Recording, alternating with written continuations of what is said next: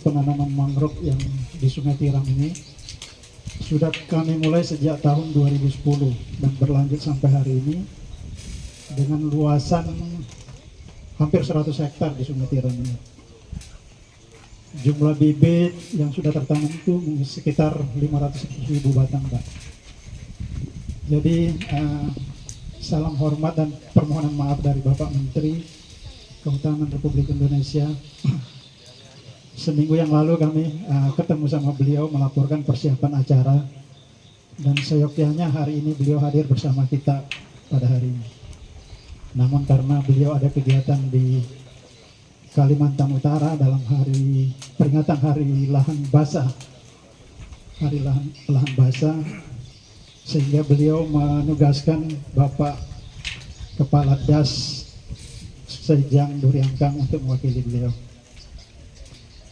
Saya tidak berpanjang-panjang lebar.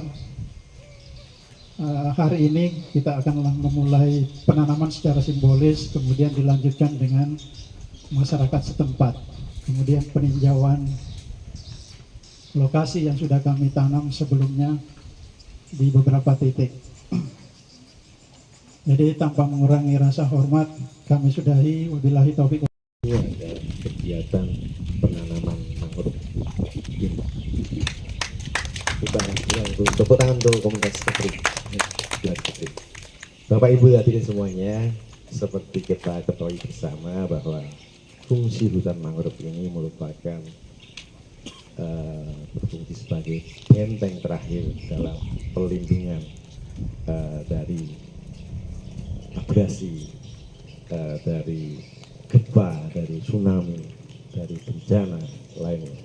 Tentunya makanya kita perlu menjaga hutan mangrove ini. Luas hutan mangrove di Kepri ini kurang lebih ada 66,9 ribu hektar. Nah, dari 66.000 hektar tersebut dibagi menjadi 3 kategori, yaitu kategori lebat seluas 61.000, kategori sedang seluas 3.000, dan kategori jarang seluas 2,2 ribu lah. Kategori jarang inilah yang perlu kita adakan aksi nyata untuk perlindungan dan rehabilitasi mangrove di sini. Di lokasi ini Bapak Ibu, kami sampaikan juga bahwa pada tahun 2020 itu Kementerian Kehutanan telah melakukan juga rehabilitasi mangrove seluas 3,6 hektar di Sungai Tiram ini, di Desa Penaga ini. Alhamdulillah juga kemarin saya sempat ngedrone di sini Pak Ibu, ngedrone di atas itu memang di mangrove di kawasan di sini itu kalau saya kira ya termasuk paling bagus Pak sebarannya di provinsi Kepri ini, karena saya yakin kalau saya lihat ini memang terjaga. Jadi kalau kita hanya menanam aja tapi nggak ada pelihara, itu pasti hasilnya juga kurang maksimal, sehingga kita menanam juga harus diikuti perlakuan kegiatan perawatan dan pemeliharaan tanaman, dan akan hasilnya juga tanaman itu akan tumbuh dengan baik. Bapak Ibu yang kami hormati, di Provinsi Kepri ini juga telah ada wadah yaitu kelompok kerja mangrove daerah, yang kebetulan saat ini itu ketuanya Bapak Hendy. Daerah, ada LSM, ada akademisi, ada penggiat-penggiat lingkungan, dan situ kita sering melakukan diskusi pertemuan untuk bagaimana menyusun strategi pengelolaan mangrove ini secara baik dan tentunya berhasil. Dan kita sering sharing, berdiskusi antara anggota-anggota ini. Tentu perlindungan mangrove itu bukan pekerjaan mudah. Perlindungan mangrove tentunya harus ada kolaborasi semua pihak, karena kalau menjadi tanggung jawab pemerintah sendiri akan terasa berat Bapak Ibu. Makanya dari kemarin dulu program-program kita itu selalu Pak Menteri Kehutanan mengajak berkolaborasi dengan semua elemen masyarakat dan stakeholder supaya hasilnya kerja kerasnya lebih berhasil lagi, karena yaitu kalau Bapak Ibu ketahui bersama kondisi APBN ini kan juga sangat terbatas. Kalau kita hanya mengandalkan APBN pemerintah itu, saya yakin prosesnya akan begitu lama. Kami dulu kemarin juga tahun kemarin Pak itu kami sempat menginisiasi program planting tourism. Planting tourism itu apa? Wisata menanam. Dalam wadah KMD wisata menanam itu kita mengajak semua penggiat wisata, pengelola wisata, penggiat lingkungan, paket wisata menanam, Bapak Ibu. Seperti kita ketahui bersama bahwa Provinsi Kepri ini memiliki potensi yang tinggi apa? Wisatawannya, wisatawan dari Malaysia. Dari statistik itu tahun 2004-2005 itu satu tahun itu ada wisatawan masuk itu 1,5 juta orang masuk ke Provinsi Kepri ini. Nah, kita tentunya dengan potensi wisatawan itu kita bisa kembangkan, kita wisatawan terjaga juga masyarakat tentunya dapat tambahan pendapatan dari kami juga. Akhirnya kami sekali lagi menyampaikan apresiasi sekali lagi ke komunitas Jurnalis Kepri Bapak Ibu atas partisipasi. Nanti berdua nanti saya juga akan di Jakarta akan kami laporkan ke Pak Menteri bahwa alhamdulillah Jurnalis Kepri ini sangat peduli terhadap lingkungan terutama di Polres Mangrove ini, sehingga kami minta juga supaya kegiatan ini berkelanjutan Bapak Ibu, tidak berhenti di sini aja. Harapan kami seperti itu. Mungkin itu yang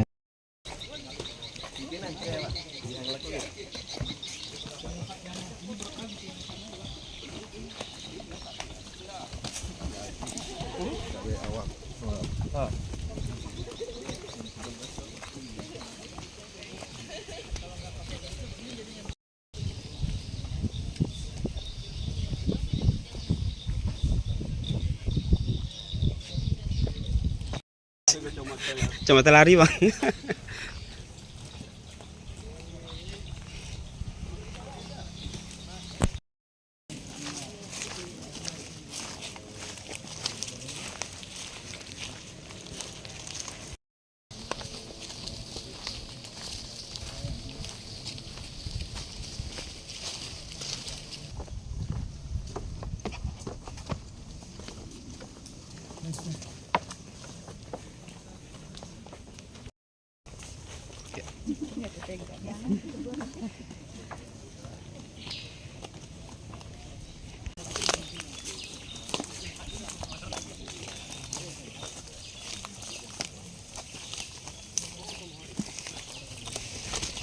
Baiklah, untuk tahap pertama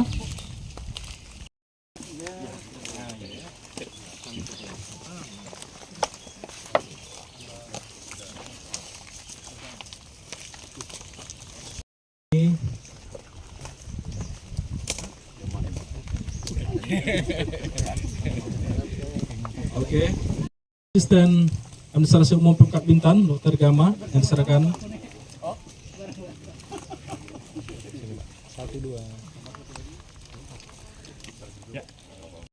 Satu, Dari 2, 3.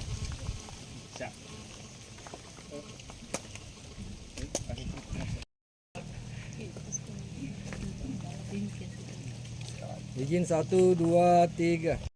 1, 2, oke. Oh, dapat izin kita. Oke.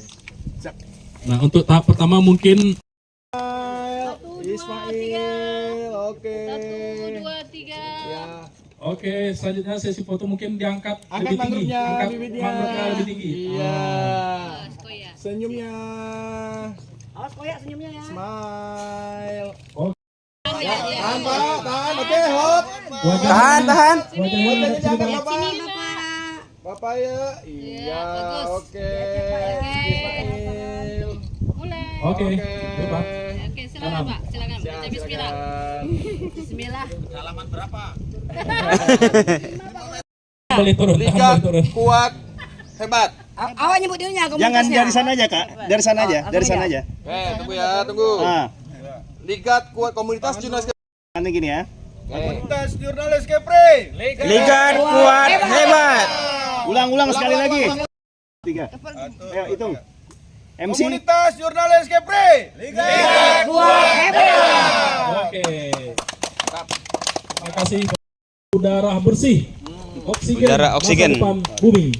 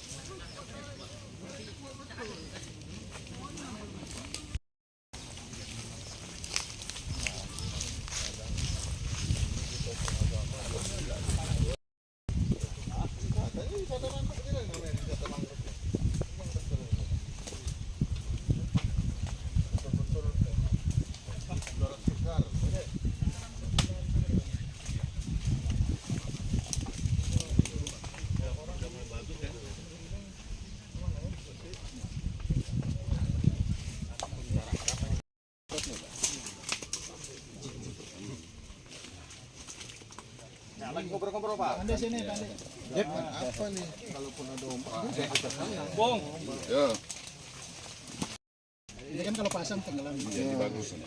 Makasih Pak. Oh, Pak Kades. Ya Pak.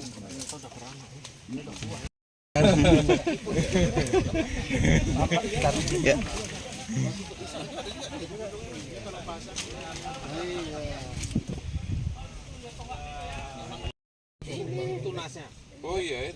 Tumbuh secara alami. Ini hidup secara alami lah Bapak ya.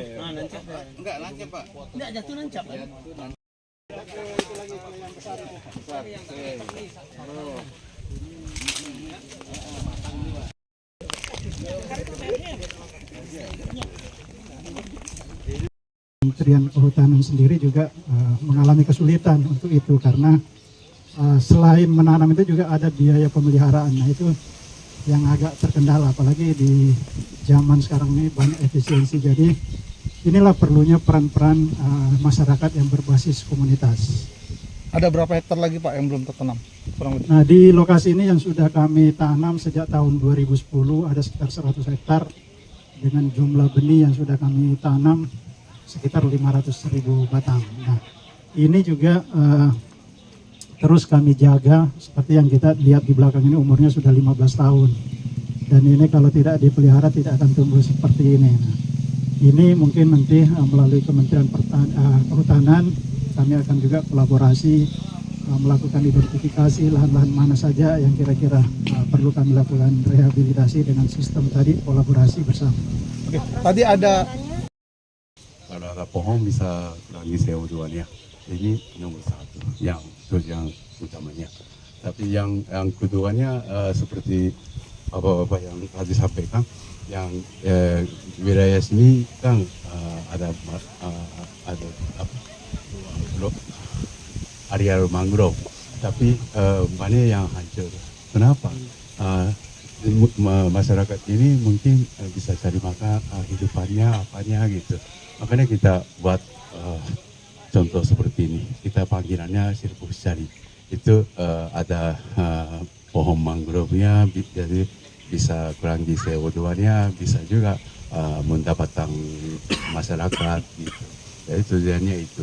Jadi kebetulan kami bukan hanya di sini saja, ada juga di NTB, ada juga di Bone. Jadi kebetulan beliau lahirnya di Bone, nanti sama-sama kita jalan. Jadi harapan kami kalau ada seperti bisa jaga Pak Adi mau kemana-mana, di mana-mana kerjasama masyarakat. Tujuannya yang dua-dua itu. Dan kebetulan sekarang perusahaan Jepang juga banyak yang kurang CO2 dan mau kurangi CO2. Jadi banyak orang akan datang investasi untuk tanam mangrove kalau ada yang lokasi dan seperti kalau ada Bapak. Jadi harapannya kalau ada yang seperti ini saya mau lanjut, mau besarkan.